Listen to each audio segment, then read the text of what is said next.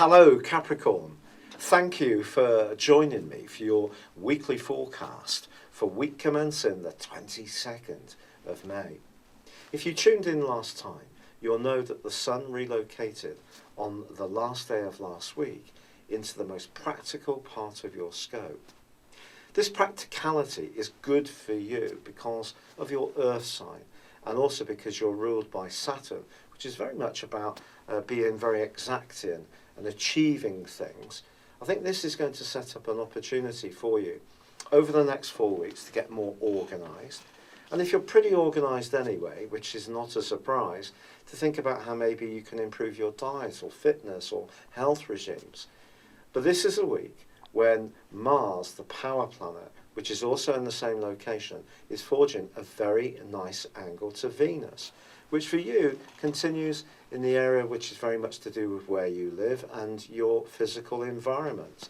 So whether it's in a relationship sense, in other words, who you live with, or actually feeling comfortable in your home, Venus here could see you with the desire to make some improvements. Could be decoratively, could be through some new home furnishings, perhaps even considering making some more structural changes to your existence. And the angle broadly that Venus forges with Mars this week can give you that nice mix of imagination, sensitivity, but also the practicality to crack on and get things done.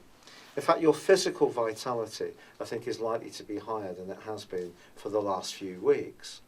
This is because Mars was forging a really tricky angle with Neptune, the planet of dreams, and Neptune has been in your sector of thinking since 2012. So it's been affecting your nervous system as well.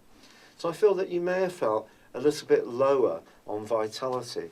That's going to be swept away this week. And also the new moon, which occurs on Wednesday, is a great opportunity to stage a platform in the following month to make some fundamental improvements to how you exist in those nitty-gritty areas of life. But Venus also forges a right angle this week with Pluto in your zodiac sign.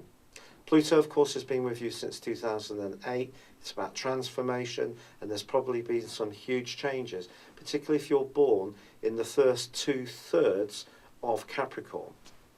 If you're in the last third of Capricorn, those changes are going to come for you over the next few years through to 2024.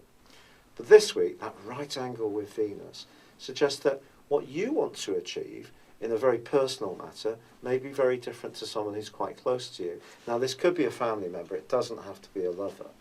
But it's going to be important to act with a degree of decorum, even if you're really earnest about getting your own way. On the other hand, something could come up this week which seems to be very appealing indeed. Perhaps someone is going to show an attraction for you. Just be conscious of what your motivations might be or theirs, and you can work this aspect positively. But Pluto is also forging an in conjunction with Mars, and this is trickier. It suggests that your desire to make progress in terms of your individuality needs to be in some way blended with the expectations others have of you in terms of the more sacrificing things you have to do. So that's work, or it's making sure that you're fulfilling any commitments that you've already made. So yes, you could use a degree of charm to try to flex things to suit yourself, but it's just finding a nice balance between all of this. And by the end of this week, Mercury, which is in a fabulous part of your horoscope now, is forging a beautiful link with Neptune, which can help you to do precisely that, where you can be upbeat, bubbly, but also quite sensitive to what other people have to say.